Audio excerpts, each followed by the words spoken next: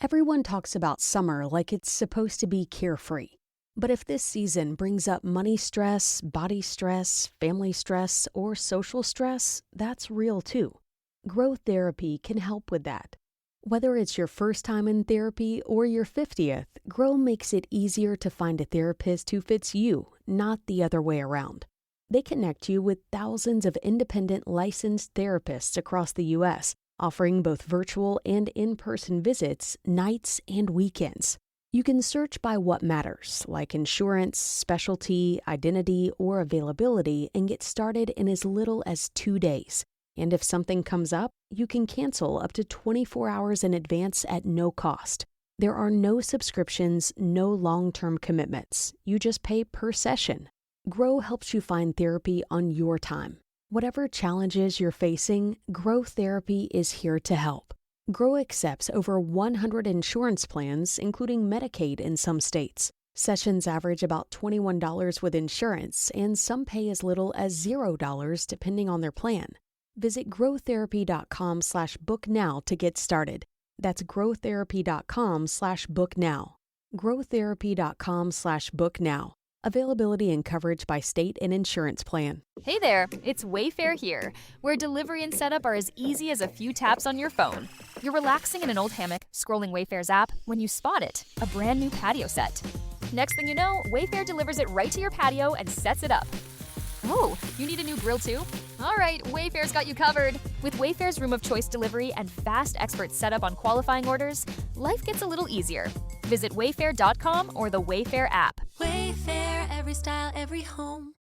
You're listening to DNA ID, brought to you by AbJack Entertainment. Be sure to check out some of the other great true crime podcasts from this network, including The Murder in My Family, Missing Persons, Scene of the Crime, Zodiac Speaking, Beyond Bizarre True Crime, Campus Killings, Below the Surface, and Killer Communications. All of these podcasts are available for you to binge on right now, wherever you listen to podcasts. Subscribe where you're listening to this podcast so you don't miss an episode.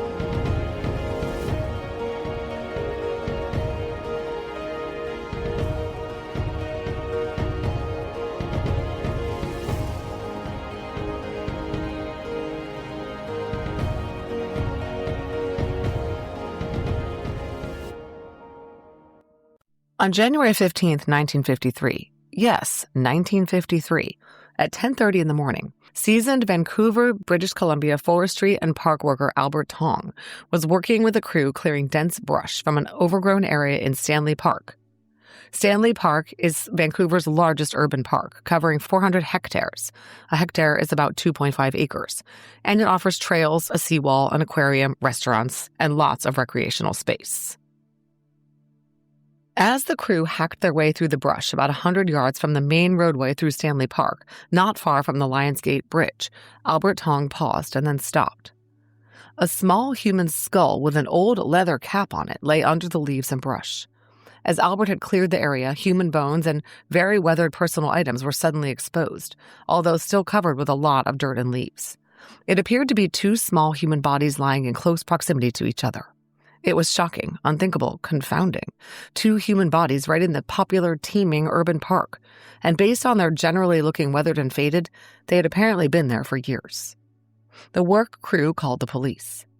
Responding law enforcement personnel found the two bodies lying in a shallow impression, covered with a woman's oilcloth rain poncho or cape. The bodies were just bones, small ones, leading to initial theories that they were a woman and child. They were covered in layer upon layer of moldy, damp leaves that had clearly accumulated over quite some time. Animals had also moved around some of the bones. A strange assortment of items lay nearby. A woman's low-heeled shoe, a child's rusted and flaking blue tin lunchbox, A small rusty roofing hatchet, quite worn, its handle broken in 2 places. 2 identical pairs of white-soled brown Oxford shoes, one larger than the other. 2 identical child-sized belts. And a metal plate bracelet etched with 2 dogs and a rabbit, the kind a child would wear. The bodies were carefully collected and taken to the city morgue for examination by Dr. T.R. Harmon, the coroner's pathologist. Vancouver detectives and the coroner, Dr. John Whitbread, observed. Both bodies had small leather aviator-type helmets on the skulls, and one even wore a pair of goggles. Police scoured missing persons reports from several years earlier for a missing woman and child. But they quickly gave up on that effort when they learned from the coroner's office that the bodies were actually both children, a boy and a girl, likely brother and sister. Their ages were estimated at 10 and 12 respectively, although this estimate would be changed very quickly to younger, 6 or 7 and 8 or 9, with the boy being younger. The boy wore a zippered cardigan and the girl wore an overcoat, suggesting it was cold when they entered the woods. Her coat had a gray-green lining and drawstring waist. Dr. Harmon determined that both children had light brown hair. And that wasn't all. It seemed possible that both children were the victims of homicide. Holes were found in both skulls.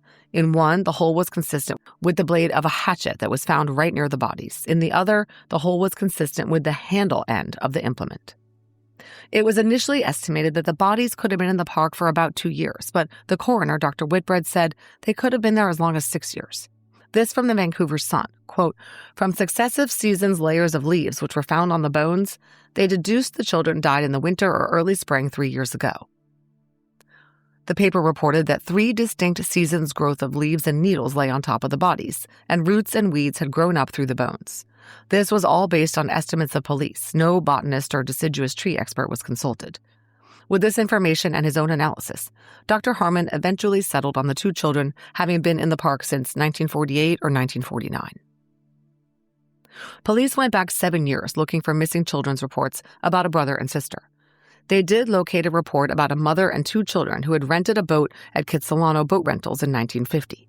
Apparently, the boat sank and the mother's body had been located, but the children were never found. But how the children could have ended up lying side by side nowhere near the water raised questions about this theory. Vancouver police issued a request from police agencies throughout Canada for information on any missing children.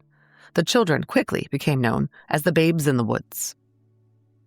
Somewhat shockingly, 2 local reporters went snooping around after the scene was cleared by police, and they retrieved 2 buttons, a broken safety pin, and another chunk of bone.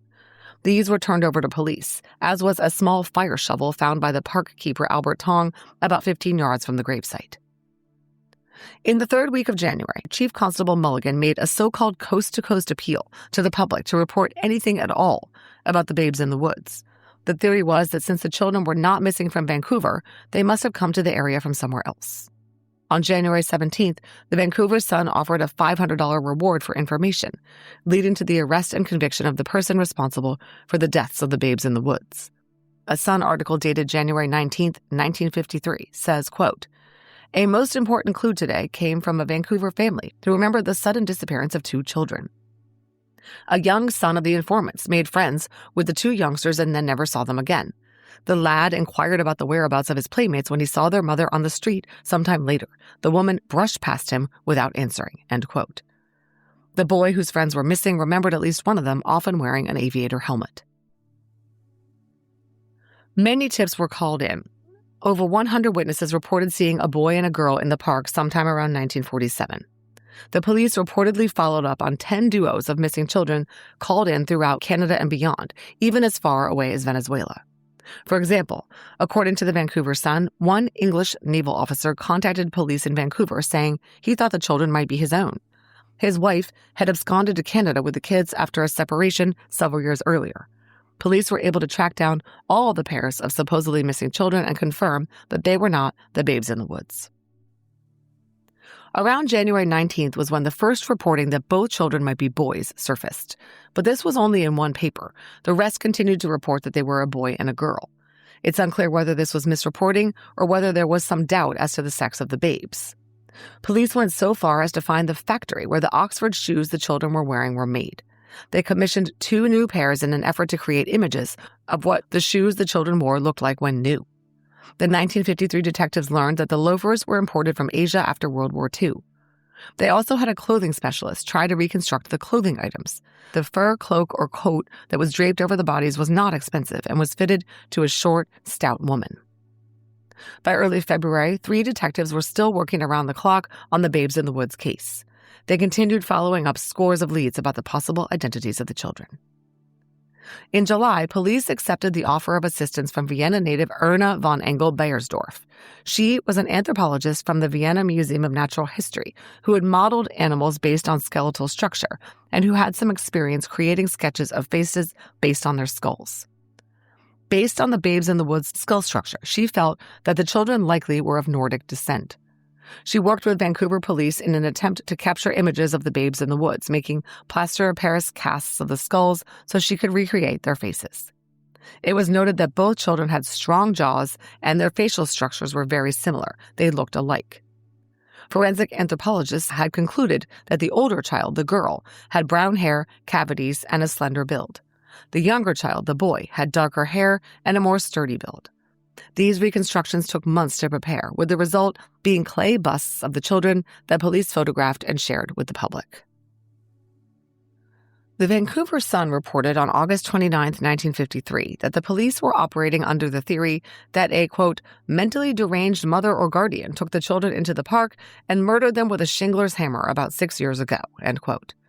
Police did not reveal this until later, but they had obtained a very significant piece of information from a witness that gave rise to this theory. A female Vancouver resident had been in the park on October 5, 1947 with a friend when she saw a woman walking with 2 children. They walked into the overgrown bush area where the bodies were later found. The woman was carrying a small hatchet in her hand. When she saw her observers, she started using the hatchet to cut the brush so they could move forward.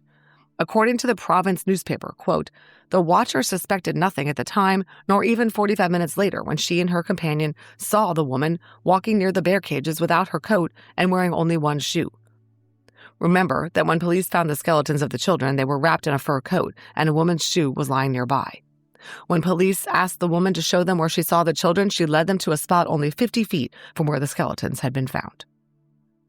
The witness had written all this down in her diary, which she was able to show police. Holy crap, this woman was almost witness to the slaughter of 2 children. They walked into the brush under their own power, alive and with a woman, and only the woman came out. All the leads and tips and clues and eyewitness statements went nowhere.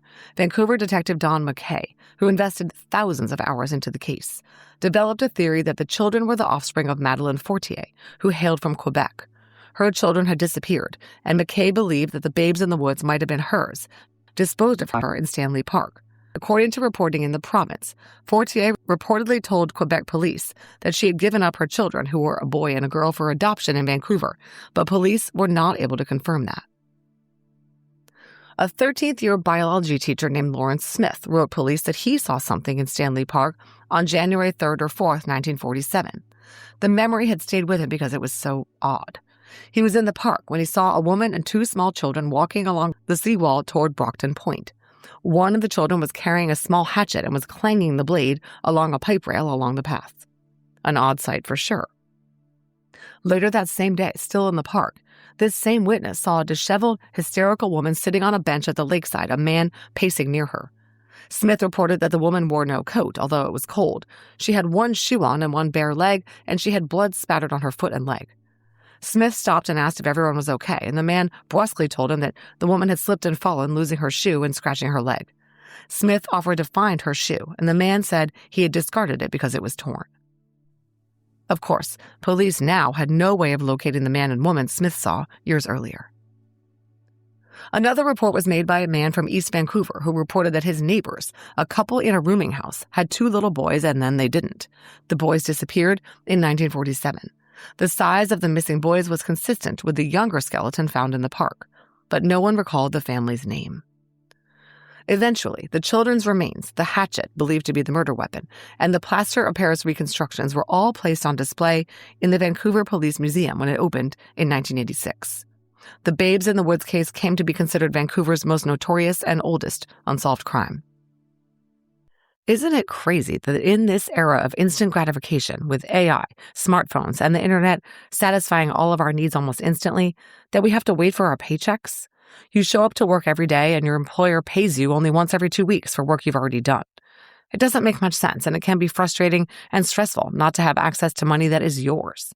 But it doesn't have to be that way, and that's where EarnIn comes in. EarnIn is the original earned wage access app that lets you access your pay as you work instead of waiting days or even weeks for a paycheck. This is not a payday loan. This is access to your money. That's why there's no interest, no credit checks, and no mandatory fees. Access up to $150 a day of money you've already earned, up to $1,000 between paychecks. Tips are optional, and standard transfers take 1 to 2 business days with no mandatory fees. Expedited transfers start at $3.99 and cap at $5.99. This is not about emergencies. It's just a better way to exist financially day to day. 5 million people are already on EarnIn, and honestly, we all should be. Download EarnIn in the App Store or Google Play, spelled like earning money without the G. Type in DNA ID under podcast when you sign up. It'll really help the show. EarnIn is a financial technology company, not a bank. Access limits are based on your earnings and risk factors.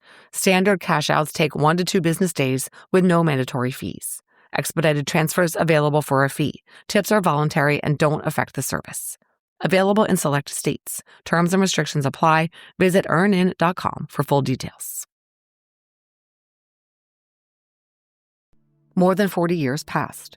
In 1996, behind the scenes, Sergeant Brian Honeyborn of the Joint Vancouver Police and RCMP British Columbia Provincial Unsolved Homicide Unit took up the case, having spent his entire life in Vancouver and being aware of the case for the duration of his career.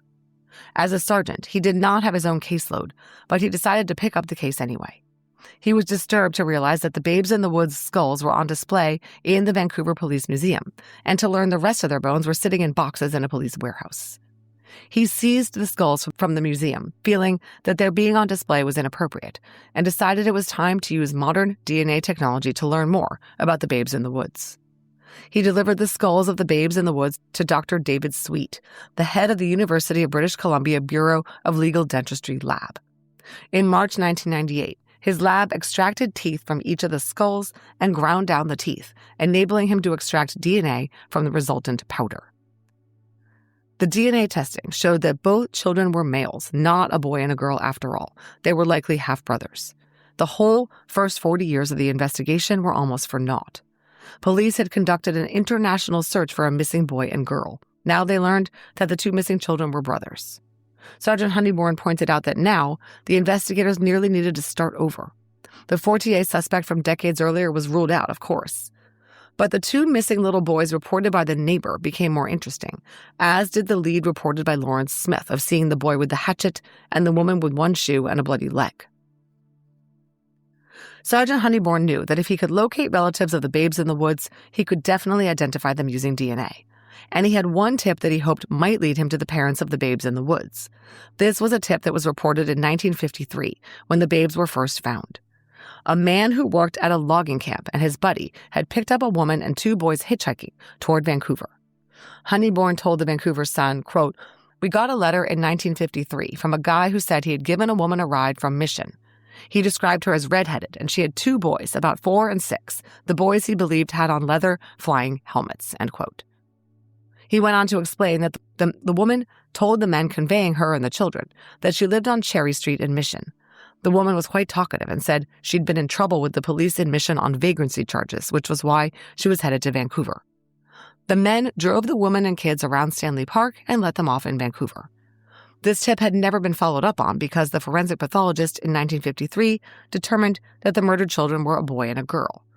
Now that Honeyborn had learned that they were in fact brothers, he revisited the letter about the woman and the 2 boys from Mission. He went so far as to track down the guy from the logging camp who had driven the woman and kids. And then he interviewed a man who delivered papers to Cherry Street in Mission, who remembered a couple with 2 young boys, last name Grant. This was how Honeyborn learned about Gordon and Harriet Grant. He told the Vancouver Sun that Gordon Grant was a gravedigger at the Hatzick Cemetery. The Grants separated in 1948, and Harriet moved to Vancouver with the children. But Honeyborn was unable to find the 2 Grant brothers in Strathcona school records, and in 1998 he issued a plea for anyone who knew the Grants to come forward. And someone did, and was able to shed some light on the situation. Honeyborn told the province, quote, "I located the descendants of the woman because she was deceased and all 5 of her children are alive. It was not the woman from Mission," end quote. That last promising lead was dead in the water. After Honeyborn and the lab obtained DNA profiles for the babes in the woods, the remainder of the bones were cremated and a simple religious service was held for the children on May 28, 1997. The cremains were scattered in the water at Kitsilano Point. In 2003, it was the 50th anniversary of the finding of the babes in the woods. Articles at the time termed it one of Vancouver's most famous unsolved murders. Detective Honeyborn had retired in 2000, but he decided to keep the case alive by giving talks on it, keeping abreast of developments, and granting interviews. He kept his ear to the ground for tips and leads that might lead to the name of the woman seen in the park with the two little boys. He told the Vancouver Sun, quote, "If we could get a name, if she died in the Vancouver area, the mortuary records are fairly accurate. It would just be a matter of digging her up and getting a DNA sample." In 2011, in an article in the Vancouver Sun about the unsolved case, Chris Matheson, the executive director of the Vancouver Police Museum, voiced the questions that everybody had. Wouldn't somebody have noticed two siblings go missing? Wouldn't a school have noticed a family member? Even if it was one of the parents that killed them, which is a likely scenario, why didn't somebody step forward? Why, indeed. Sergeant Honeyborn would not let it go. In 2014, he was still working on the case in his air quote retirement. He made further study of the shoes the boys were wearing and learned that information at the time had been erroneous. The shoes were actually available in Canada prior to the end of World War II, whereas previously it was thought they were only imported after the war ended. Because the approximate date of death of the boys had been based on the manufacture and import of the shoes, as well as possible witness statements, this meant that the boys could actually have been killed earlier. Honeyborn recalled a witness statement from 1944 at Stanley Park, a sailor who was walking along the seawall with his fiancée in May of that year when they saw a woman come crashing out of the brush in front of them. She was wearing just one shoe and no coat and was uttering guttural noises. She ran away when she saw the couple. Was this the boys' killer? Had they been dead 9 years, not 5 or 6, when they were found in 1953? So much unknown, so many facts called into question. Eve Lazarus is a Vancouver-based journalist and author who has a passion for local history and a focus on historical crime. She also produces the Cold Case Canada True Crime podcast. This is from her blog, Every Place Has a Story. Quote, in 2015, a former Vancouver police detective born in 1930 told police that the mother of the missing children may have lived with his grandmother in her West End rooming house. An investigation found that she had another son who died in the 1970s, was buried at Mountain View Cemetery, and could be a half-brother to the babes in the woods. His body was exhumed and tested for mitochondrial DNA passed directly from the mother, but the remains were so degraded that the results were inconclusive, end quote. Once again, a solid dead end. How to solve a case like this?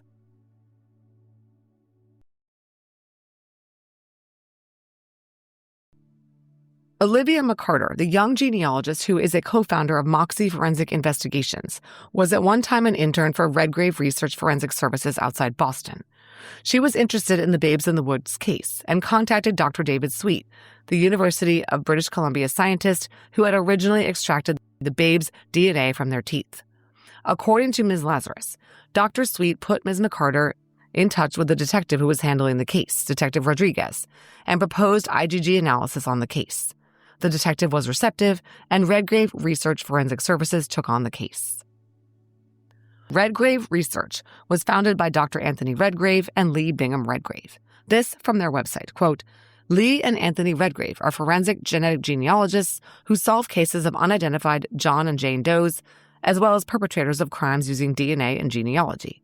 They also run a training course for forensic genealogy training for law enforcement. Lee and Anthony also co-founded the Trans Doe Task Force, which is working to research and educate regarding cases involving unidentified transgender victims and get them identified via forensic genealogy. I interviewed Dr. Redgrave for this episode. He told me that their organization has a strong interest in historic cases, and they were eager to work the Babes in the Woods case. They knew the DNA would be very degraded given it was so old, the remains were outdoors for years, were on display in the Vancouver Police Museum, and had been handled by countless people over the decades. The Redgraves had a lab in mind to propose doing the DNA work. The Vancouver Police contracted with Redgrave Research, whose announcement stated, VPD has contracted Redgrave Research Forensic Services, a Massachusetts-based forensic genetic genealogist company, to study DNA recently extracted from the victims' bones. Using public DNA databases such as GEDmatch and Family Tree DNA, Redgrave Research hopes to identify living relatives who share the same DNA as the murder victims. In May 2021, the Vancouver Police Department announced via a press release by Sergeant Steve Addison, quote, "Now, advancements in science combined with people's interest in learning about their own ancestry has created an exciting new opportunity for VPD to finally get some answers," end quote. Dr. Redgrave recommended that the VPD submit the bone samples to Lakehead University's Paleo DNA lab in Thunder Bay, Ontario, which was experienced in extracting DNA from old remains. Even so, it was a complex and drawn-out process. Here is an update published by Redgrave Research on October 27, 2021. Quote, "The first attempt to sequence DNA was not successful, so the decision was made to go back to perform another extraction. Our team was notified today that Lakehead University's Paleo DNA lab was able to get a more substantial second extraction, and we are feeling optimistic about making another attempt at sequencing," end quote. Incredibly, the second attempt at extraction from the bones of the older of the two babes in the woods was successful. Knowing that the boys were half-brothers from the STR analysis done by Dr. Sweet back in the 1990s, the genealogists needed a SNP profile of only one of them, presuming that if they identified one brother, that would lead to the identity of the other. Lakehead University then shipped the DNA extract to Hudson Alpha Institute for Biotechnology in Huntsville, Alabama. The resulting file was sent to Kevin Lord of Sabre Investigations for Bioinformatics. And on January 17, 2022, the kit was ready for upload. Dr. Redgrave uploaded the kit to GEDmatch that day, January 17, 2022. The upload takes a day to process, and when they got the results, the DNA indicated the boys' admixture was largely Norwegian, which turned out to be incorrect and derailed the analysis for a short time. Dr. Redgrave explained to me this can happen in GEDmatch with samples from an underrepresented population. The boy turned out to have Métis and Russian heritage. Dr. Redgrave got the match list on January 19, 2022. The top match was under 100 centimorgans, and the next highest supporting matches were about the 60 to 80 range. Even with these low numbers, Redgrave Research was able to identify the first, most recent common ancestor, or MRCA, that day. This was a Russian couple to whom the boy and the top match were both related. Other matches indicated Métis heritage. Over the next several days, Dr. Redgrave continued building out the trees of the matches, greatest to smallest, attempting to find triangulation. He was working around the likely great-grandparent or great-great-grandparent level at this point and located more MRCAs. Next, he started building trees down from the MRCAs, and although some trees were straightforward, he did encounter some adoptions and changed surnames. To overcome these hurdles, he researched the families and their movements, intermarriages, and correct admixtures. On January 31st, Dr. Redgrave was able to give the VPD a name. Not of the little boy whose SNP he had uploaded, but to a probable mother of the child. Her name was Eileen Bousquet.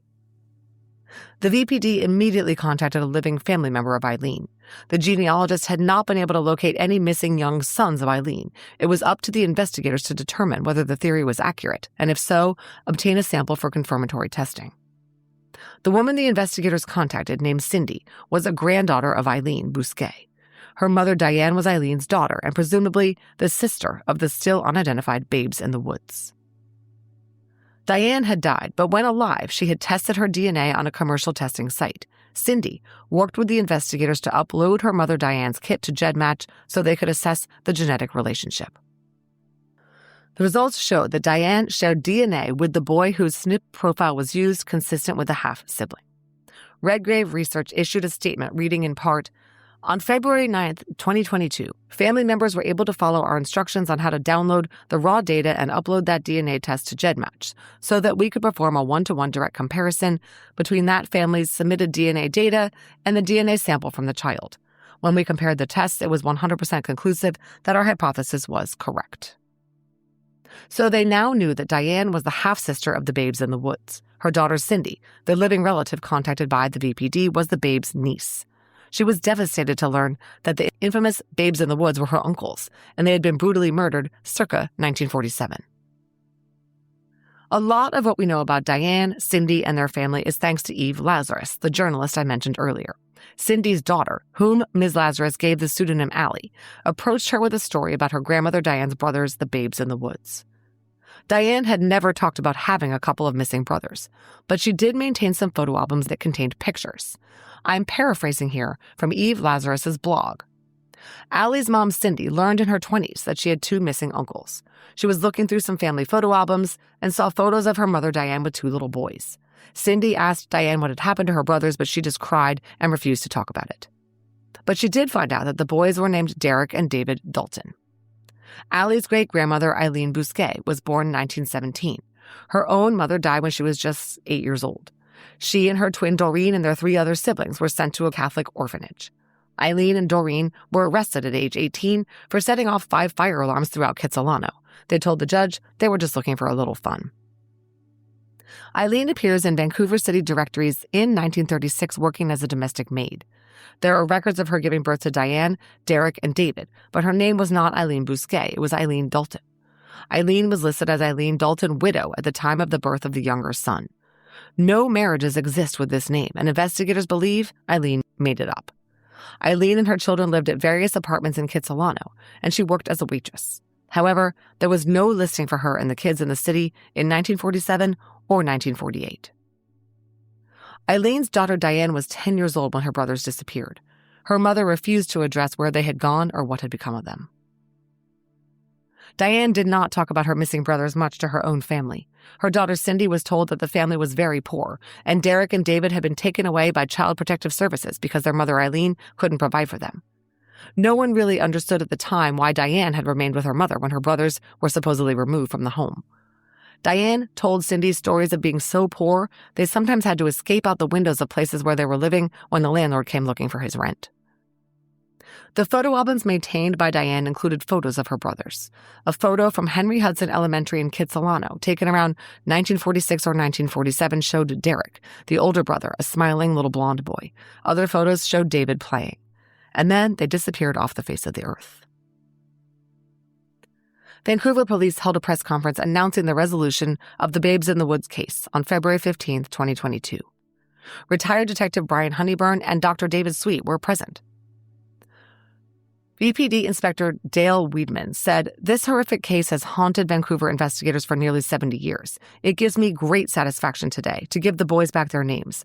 Although significant folklore has surrounded this case for years, we must not forget that these were real children who died a tragic and heartbreaking death." He continued, "Last week we met with distant family members and informed them of our findings. They decided not to be here today." The lead investigator who finally cracked the case was Detective Constable Ada Rodriguez.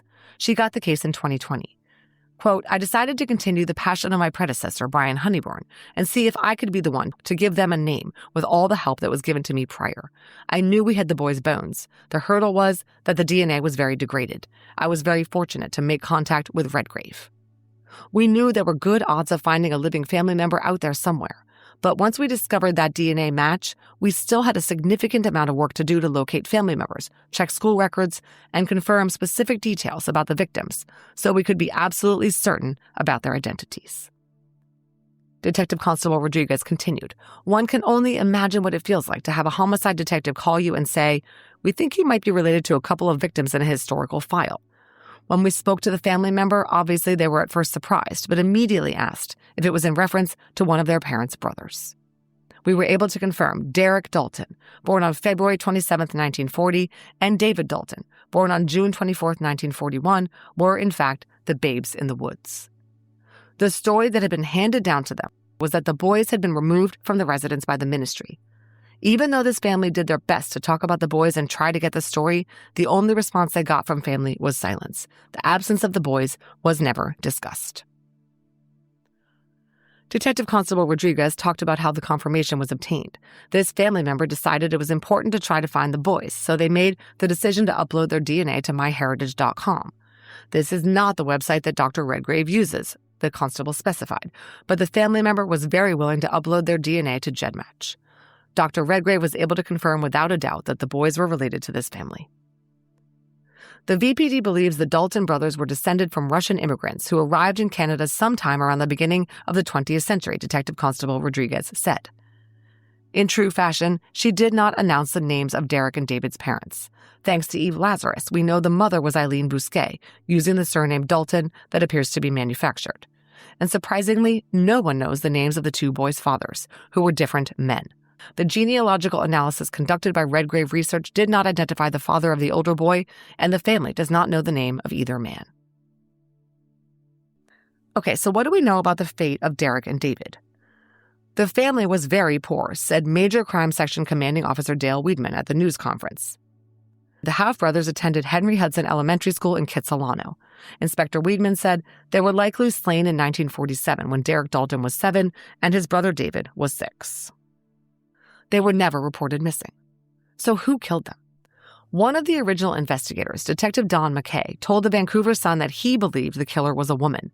The skulls had clefts from the hatchet, but, quote, they were light blows that barely made a depression in the skull. I believe a man would have struck harder. The woman then spread her cheap fur coat over the little bodies and fled in terror from the grisly scene, losing one of her shoes. What about the story told to the family that Derek and David were taken away by Child Protection Service? Police have been unable to find any records of that, and reportedly, they believe that story was made up. And everyone knew the stories told by the 1947 witnesses at the park, of the woman with 2 boys and a hatchet, of the hysterical woman with blood on her leg and 1 shoe, of the woman erupting from the brush with no coat and 1 shoe running away from witnesses. VPD's Inspector Weidman addressed the elephant in the room at the press conference. He said, "While I stand here today to tell you that we have identified the victims, I must acknowledge that no arrests have been made. After 7 decades as a cold case, we presumed that the person who killed Derek and David had likely passed away. Because no charges can be laid, I cannot reveal the name. I can tell you with confidence that it was likely a close family member. But at this stage in the investigation, it was never about seeing someone charged for these crimes. It was always about giving these boys a name and finally telling their story. I'm proud to be part of the team that has done that." But when pressed by a reporter at the news conference whether the boy's mother was the prime suspect, Inspector Weidman said, quote, "I think we have to make that assumption, yes. She would definitely be a person of interest if this case had occurred today. Naturally, we would be looking at the mother, yes." Police revealed that a relative of Eileen's lived near the entrance to Stanley Park at the time, likely one of her siblings, all of whom had settled in Vancouver by that time. Eileen Bousquet died in 1996 at age 78. Any secrets she carried, she took with her to her grave.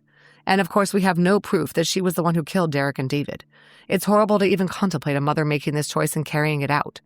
But all signs indeed point to a female culprit, the witness statements, the light blows with the hatchet, the woman's cloak and shoe at the scene. Eileen was a single mother of 3 children that we know of, all of whom had different fathers. As we heard, money was extremely tight and life had to have been very hard for her. I could not help but wonder if she indeed took the lives of her sons.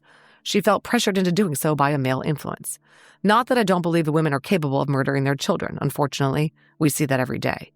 But remember that witness Lawrence Smith saw a disheveled, hysterical woman wearing no coat and 1 shoe, her legs spattered with blood at the park that day. What's significant about his statement was that a man was with this woman. He was pacing near her and brusquely brushed off Smith's inquiries by saying the woman had slipped and fallen, losing her shoe and scratching her leg. When Smith offered to help find her shoe, the man said he'd discarded it because it was ripped. If indeed this woman was Eileen, then there is no question that she was with a man, and he was in the know about whatever was going on that caused her to lose a shoe and her coat and blood to spatter her. Did he kill the boys, or had he coerced her into doing it? Eve Lazarus reported in her blog that Cindy, the boy's niece, did not believe her grandmother Eileen capable of murdering her children. She told Ms. Lazarus that her grandmother Eileen was a lovely, gentle woman who babysat the kids, loved animals, and often seemed sad. Of course, we never really know what our loved ones are capable of when their backs are against the wall. And so once again, we are frustratingly without answers. But police are not looking for a suspect at this point.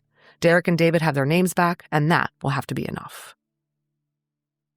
Thanks for listening to this episode of DNA ID. Before you leave, please let me tell you about some important things related to the show. If you'd like to support this podcast, and in the process, get access to early and ad-free episodes, as well as bonus content like crime scene photos, you can sign up for a Patreon subscription for only $5 a month by heading over to patreon.com/DNAID. Of course, you're welcome to contribute more than $5 a month. We rely on Patreon funds to pay for the original source materials I use to research each episode. If Patreon isn't your thing, you can also show your support with an AbJack Insider subscription through Apple Podcasts. It costs just $4.99 a month or $49.99 a year. Your AbJack Insider subscription will give you the same benefits for not only DNA ID, but for all of the shows on the AbJack network, like Killer Communications and Campus Killings. Head over to Apple Podcasts and find the DNA ID page or look for the AbJack network to get started.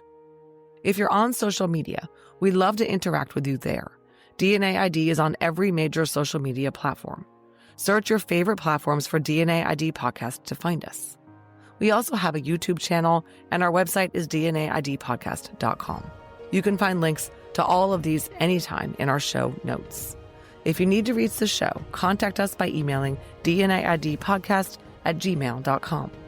Finally, if you want to pick up some fun DNA ID merch and represent the show, visit the store at www.customizedgirl.com/s/DNA ID podcast. DNA ID is researched, written, and hosted by me, Jessica Betancourt. It's produced by me and Mike Morford of AbJack Entertainment. Music by Connor Betancourt.